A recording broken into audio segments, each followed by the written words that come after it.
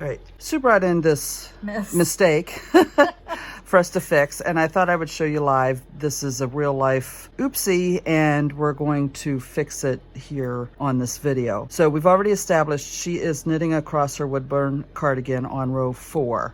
So the first thing I did was I looked at what she has already dropped. So this first, her working yarn is row 4 that she's working on. So this first ladder rung is row 3. This one is row 2, that's the bottom one. So she's ripped out 2 rows, 3 and 2. So when we start picking up the stitches and knitting, we're going to start with row 2. Now, if I take out her stitch marker, which she put in here, which was a very good idea to keep the other stitches from running, once she figured out she wasn't quite sure what to do, she put that stitch marker in there to hold those stitches, and that's great. So we're going to keep, actually I'm going to put that stitch marker back in that one stitch because it looks like it just wants to pull out, but this one looks like it's holding okay. Now what you're going to notice is those stitches have one stitch between them here that has not been dropped, and since we know we're going to start with row 2 of the pattern, I know I have to drop that stitch in order to fix this, because row 2 in this part of the pattern starts with a 3-stitch cable. So we need these 3 live stitches to do that cable. Now I'm going to load them onto my left needle.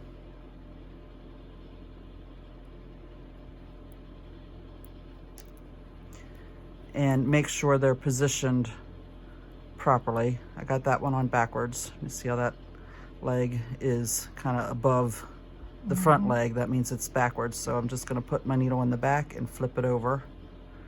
Same with that one. And we're going to put them back on the left needle. I like to work from the front as opposed to going back and forth, and I work off of charts. It's easiest to do it from the front when you work off of charts. If you work off of written instructions, you're going to want to do your right side rows from the front and then flip it and work your wrong side rows the other way. I'm going to work all of the rows from the front because I like to work from the chart, and I think it's easier to do them from the front.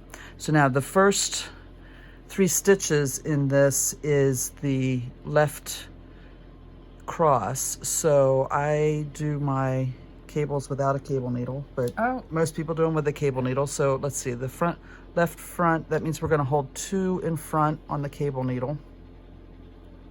And we're going to take the bottom ladder rung here. So she's got 2, and we're going to take the one that's the lowest. So we're going to take this one.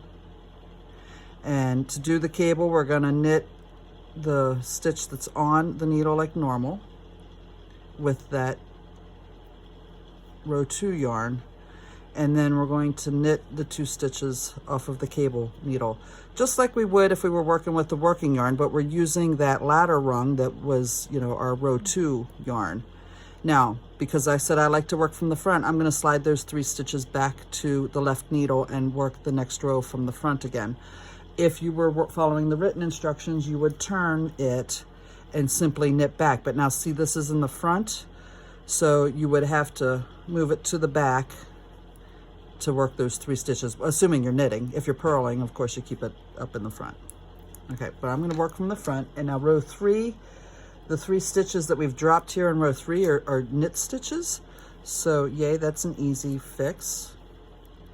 I'm going to move those 3 stitches back to the left needle.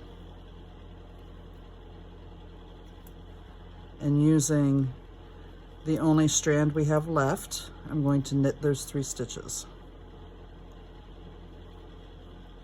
What would you do if it was a purl stitch?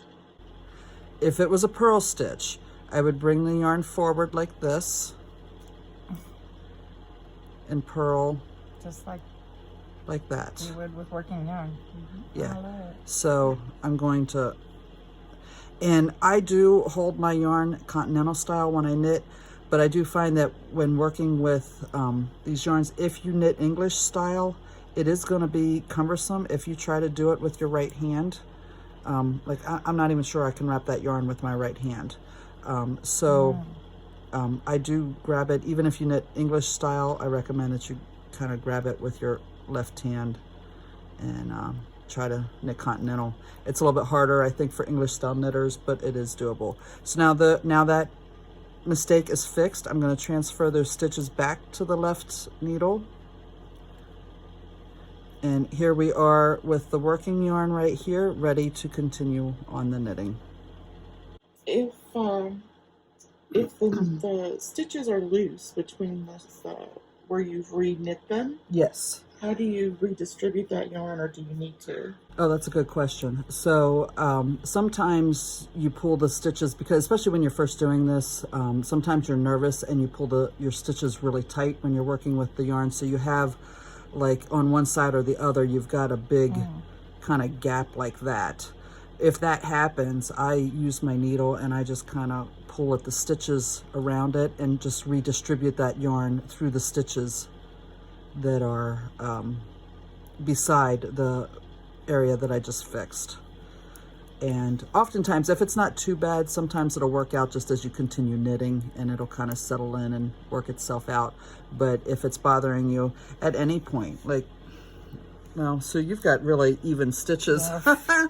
So I'm not seeing any place where there's the least even. I'm not seeing any place where there's a big fat stitch, but I, on the other hand, don't tend to have good tension control. It's something that I think I probably will work on for the rest of my life. But of course, in this project, I do have decent tension control. But if you have a stitch that's just kind of out of whack, you know, even you can just use your needle to kind of pull the yarn through the stitches beside it and even that stitch out, whether you're making a mistake, whether you're fixing a mistake or it's just in your general knitting.